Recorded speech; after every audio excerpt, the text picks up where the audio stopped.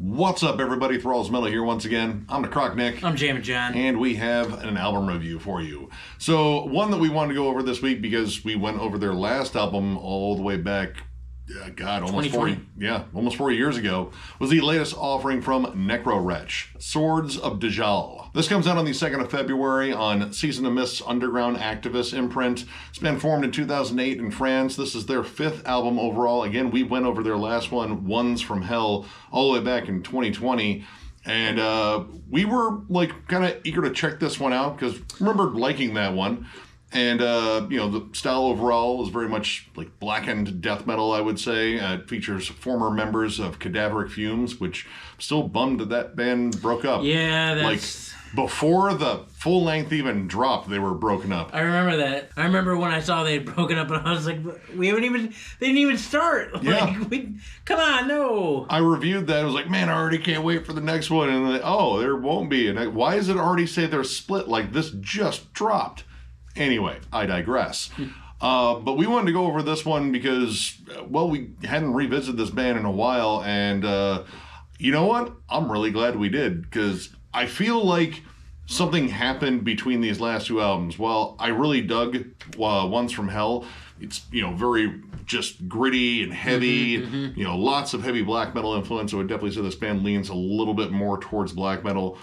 Something happened and this band got twice as epic and twice as huge because this is just a much bigger album in scope, sound, song structure, dynamics, you name it. Yeah, they've gotten a lot more put together. I vaguely remember the last one. I saw this pop up on reviews and I was like, oh, Necrowretch. And I remember not being quite into what they were presenting at the time, but that was 4 years ago. And in the last 4 years, my love for black metal has gotten a lot bigger and I'm able to appreciate things more like this, and this is definitely a banger of a record. Kicks off with the song Zar Al-Kafar. Dissonant, cold melodies, immediate blackened tremolo, great melodies, and one of the tightest blast beats I think I've ever heard. And that's a bold statement. I like a lot of drummers and I love blast beats, but just immediately you can tell how dialed in it is. Yeah, the sound is huge. It has a very kind of cavernous, kind of icy sound to it, which is interesting because the themes kind of shift around from this kind of sounds very second wave black metal, very Norwegian. But as you go on, the themes start catching up and you start shifting out to the shifting dunes of the Sahara. So there's a really interesting sort of ebb and flow here, but yeah, the opening riff right away is just hooky as hell. And instantly kind of remind me of a band like Tribulation with their kind of more gothic metal, kind of black and death metal. Whenever these guys hit a more groove-laden pattern, they always have a great melody behind it. And while this is definitely a lot of blasts on here, there's a lot of groove and a lot of dynamics. The songwriting here, I feel, is almost night and day from the last one. Oh yeah. I would also say, at least in my opinion, out of all the songs on this album, I think the first track is probably more straightforward than anything else that's going on here. And already, the talent that's going on in this first song is immense. Yeah, you kind of get a sampler offering of it, and as you go on, this album just keeps getting more grand and lavish. Almost kind of theatrical in terms of how the songs are set up, in terms of the dynamic shifts and the transitions. The vocals on here, I think, are absolutely fantastic. They kind of exude a lot of power. They sound sinister and dark, but they're also very commanding at the same time. You get this kind of ebb and flow between a demon speaking to its enemies and speaking to its followers. The opening of the song Die Mari opens up with what I would call a demonic battle cry, and then everything after that is a slow march onto the village they're conquering. But you also have moments where it's just essentially shouting at you, the listener, and just telling you I will conquer you, and then commanding its followers to conquer you. That actually happens more in the song that follows it, in Swords of Dajjal, where it sounds more like he's screaming at followers versus the enemy at first. The theatrics of the beginning of Daimari are intense. One of my actual favorite vocal moments on the album. And with those vocal shifts in there, there's even some that just sound like they're calling out to the void and such. and even occasionally some more death metal growls that pop up on Vi Victus. But they kind of create like a narrative to the songs, and the songs are very dynamic and huge in terms of like the scope and the songwriting, like more akin to like Sulphur Aeon, Melechesh, Keepa Kalessin, but also like with that sort of unrivaled speedy intensity of a band like Marduk too. Because when this band is blasting, it is just full throttle, like just kind of go for the throat. And I love that sort of ebb and flow. But I think what I really like in this band is when they do slow it down, because that gives everything room to start growing in terms of like the giant epic size of the song. And songs where they do slow down, and I like that when they slow down, they also darken the tremolo. Like it goes from being, I don't want to say brighter because it's all cold and dark, but like it gets noticeably deeper in the tremolo range, and then that's where they drop it in the background and they bring out these big monstrous heavy chugs, like in the song Numidian Knowledge or the last epic track Total Obliteration. When they get heavy, and they transition into these breakdowns so well. And that is large in part to the very aggressive, very fluid, very creative drum work that's on this album. I don't know what this would be without the cymbal accents, to be honest. Those add so much flavor and flourish to all of these songs. It's insane. Yeah, the frequent accents on the blast, like lots of cool like hi-hat work too. And extra drums too. Like you have war drum moments that pop up, and again, this is all about sort of, you know, like a big evil epic vibe, I would think. It definitely kind of like rouses the emotions, like yes, like you feel ready to conquer. But this band is like excellent at kind of everything in the songwriting dynamics in terms of what they're doing. Like they can either launch full throttle into a song with just blast beats and like the most vicious, cold, icy tremolos like The Fifth Door, or do these long, slow build-ups to kind of build up to those moments. Numidian Knowledge is probably one of my favorites, that it opens up with like some throat singing, and then you get this kind of tribal drum pattern, and it slowly keeps building up before it even gets down to the blast. Like it stays very groovy, very evil anthemic, and I don't know, like I feel like maybe one of the mission statements on this album was, hey, I know Melechesh and Nile are putting out albums this year. Let's beat them to the punch. And yeah, actually, I feel like that because I felt like Nile a lot. When it gets Middle Eastern, I mean, they really like drive it home. Like that's when it becomes really theatric in the sense of the music versus the vocals. Yeah, and I love that shift in atmosphere because I mean, you have like, you know, very like second wave cold tremolos and blasts. Like the title track in particular, I would say is, you know, very much along the line of that. Same with Vi Victus too, how it opens up. But it's that shifting setting because it goes from like icy cold, like mountains and snow, and like every, you know, Norwegian black metal album cover because it's cold out when they took those black and white pictures, to the hot Sahara desert and like ruins and such, and an entire empire ruled by jinns that are wielding those creepy swords on the cover. And there is always just the appropriate atmosphere in here. Like the setting is always in your mind, even when it kind of shifts terrain. And one of the cool things that I think really sets it off is there's a frequent amount of acoustic passages on here. They're not done like as an entire song or anything like that, but you frequently get like acoustic guitars, possibly an oud in there too, if we're really going for authenticity there. But it could just be an acoustic guitar just playing like Middle Eastern melodies.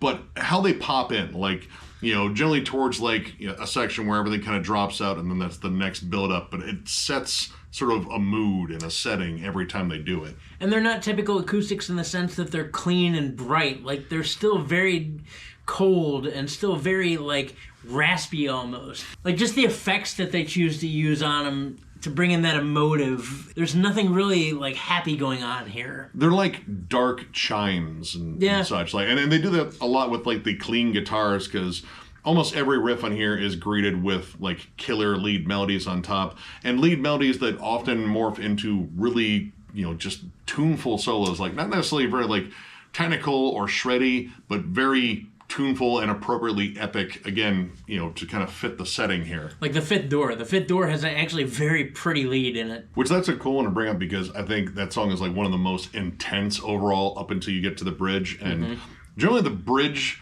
on these songs is where they get really creative, and you start hearing like a few more elements get added, because from the start, like, it has more of a black metal feel. You do get some like more death metal moments kind of pockmarked in there. But on the bridge, they get a little bit more clever and creative with the riffs, and occasionally you hear like some more thrash and death metal riffs.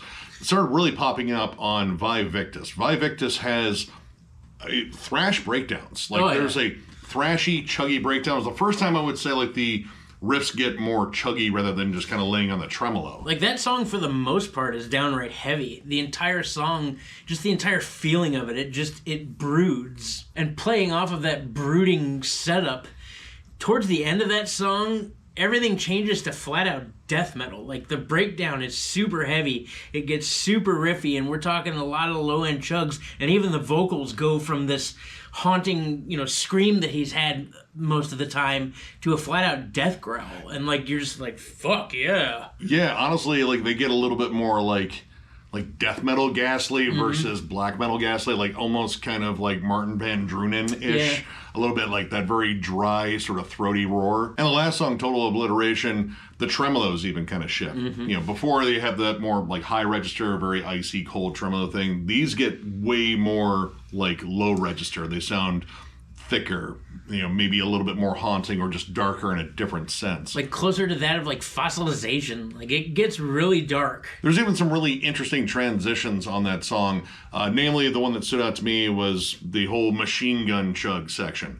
Like, it isolates the guitars and just starts ripping off kind of like Fear Factory chugs. Like, just heavy...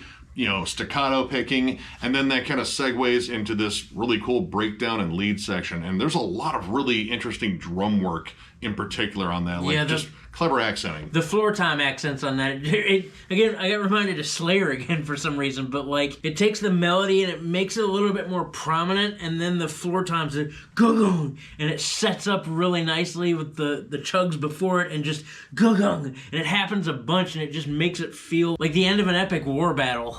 Yeah, and when they are blasting, there's these frequent snare rolls, like a very Sandoval-esque mood. So, a little Morbid Angel nod in there. But, this was just a flat-out interesting listen and just epic. Like, every song in here I thought was really catchy, including the very interesting instrumental on here, Daeva. I think that's how you say that. We actually reviewed a band called Daeva, and we still didn't know how to say that. But this song is really cool, namely because... I feel like it's their version of Orion. Like, this is Orion of Arabia. It has all the desert vibes, like it has all the cool, clean melodies, but it has that 4/4 time rhythm. The riff kind of chugs along. And it's even got the good build in the beginning. Like, it fades in, and it's just got the same setup to it. And like, we were both like, that's Orion. It's kind of Orion. It's like, it's not Orion. Right. Maybe it's in Orion's spirit. But it's really close, and honestly, it works as like a good segue, and it beats having like an interlude in between tracks. Agreed. Like, it's musical, it drives its way into Total Obliteration, and I thought it was like a really interesting segue. But the thing that I really took away from this album is it just feels bigger. It feels huge. Like, this band, I'm not super familiar with all their work before Ones from Hell, but this is definitely like a huge step forward in terms of just scope and, the whole breadth and width and all that shit about the music. Like, this is just a massive sounding album, and it's catchy all around. Despite how intense it gets, there's never a moment where there isn't like some clever hook that still kind of draws you in. Never a dull moment. Even when they cut out to the bridge sometimes, and like the instrumentation changes, and they bring in more of, tribal instruments or native instruments or whatever, like, it never loses your attention. There's always something around every turn. And I think they kind of keep it all together by never really letting the melody go. There's always something going on in the background. So, like, even when they do get quiet, there's still remnants of parts before it to catch your attention. Yeah, I think this band, I don't know, they kind of just pushed in the direction of bands like Septic Flesh, but like without the symphonic elements. And I would definitely say Sulfur A on it, because it just feels like on that level. And as far as any negatives on here, like, it's really hard for me to pull any real negatives. I think the production here is solid. It sounds great across the board. It has catchy riffs on every album, and it doesn't do one thing too much. Like, it isn't too blasty. It isn't just kind of laying on the same dissonant atmosphere all the time. The songs shift around a lot, and they do it very fluidly. Nothing feels very knee-jerk. It's well-paced, and surprisingly, it's relatively short. Like, it's a little bit over 37 minutes, and overall, I can't really think of anything that put me off about this. In fact, I was absolutely drawn in this thing almost immediately. Yeah, both of us were fairly elated right from the beginning. After that first song, I was like, all right, let's go. And it never stopped hitting hard. So overall, I'm going to give this 4.5 stars. This album was awesome. There wasn't a single minute here where I was wishing that they would have stopped doing something. Like, it all flowed so nicely, it transitions nicely, they build where they need to build tension really well. The vocals are both theatric yet hard-hitting. The drum work is insane, and I love, again, all the additional accents. Like, there's so much that you can do with a blast beat, and this guy did all that. It's got a great mixture between tremolo riffs and chugs and like thrash elements, like just a ton of stuff that I didn't think would go on here. And then it was nice to have little death metal flourishes because, you know, why not? But yeah, overall, I dug it, and I dug every moment of it. And from song to song, it just kept getting cooler. And that's a hallmark of a good album. This band definitely kicked it up a notch. I mean, they had 4 years to play with it, so, you know. Even the instrumental, there's still a lot to that song, and that track's only like 2 minutes long. So yeah, I dug it. If you're a fan of bands like Behemoth and Ulcerate, Uada, Altars, Sulphur Aeon, hell, even Mastodon at times. Like, there's a bunch going on. I would definitely recommend checking this out. This album, in my opinion, was a banger. Once again, I find a band doing Behemoth better than Behemoth. This is 4.5 for me. I absolutely love this. And yeah, I'm reasonably sure once MELECHESH and Nile drop their albums, they will reclaim their deserts. But for right now, Necrowretch kind of owns this. Like, this is absolutely fantastic. The interweaving of Middle Eastern atmosphere, but also keeping that icy cold, you know, like second wave vibe in a lot of these songs. It's great. I love the mixture. The dynamics on here are incredible. The songwriting is a giant step up from what I've heard. Like, they were good before, but this is like kind of a push to a next level here. Whether these guys just kind of kick down the door with blast beats and tremolos or slowly build up to like an epic death march into a, you know, unsuspecting town, they do it well. This is a flat out incredible album. If you're a big fan of Sulphur Aeon, Keepa Kalessin, definitely MELECHESH, and even Nile too, check this out. This is just a killer, catchy, aggressive, but epic album. And yeah, I'm going to be jamming this a lot. Oh, yeah. So, if you enjoyed this review, give it a thumbs up. And if you are new to the channel, subscribe, because we do stuff like this all the time. We are also on Patreon. If you'd like to help us out there, there's a link down below, thrallsmetal.com. Our Patreon link is there. It is also on our YouTube channel on the banner down in the right-hand corner on the bottom, I believe. I'm pretty sure it's there. Anyway, if you want to get Thralls Metal stuff, though, you have to go to thrallsmetal.com. We have t-shirts. We have new ones. We have old ones that are at a discounted price. If we have your size, we also have hats. So if you're looking for any of that stuff, click the link down below. Tons more going on at Thralls of Metal. Of course, we got a whole bunch of album reviews. We're only in February now, so yeah, album reviews. We got collection updates coming. We have States of Metal. What's John Jamming is returning. We're about to unleash the discography ranking of the Black Dahlia Murder on you, which is going to be insane. Shortly thereafter, we'll have Meshuggah, which is also going to be insane. But really, we keep busy like this because of you guys. You guys continue to support Thralls of Metal and help make us into what we are here. We are so grossly appreciative, it's not even funny. We've been at this 5 years, and it's been a hell of a ride along the way, and it's all because of you guys. Yeah, you guys rule. You guys make this all worthwhile. Love seeing you guys in the comments, running into you guys at shows. Like, you know, this whole journey has been a blast, and we're looking forward to making this year pretty damn awesome, too. So one more big thank you, because you guys are awesome, and we will catch you later.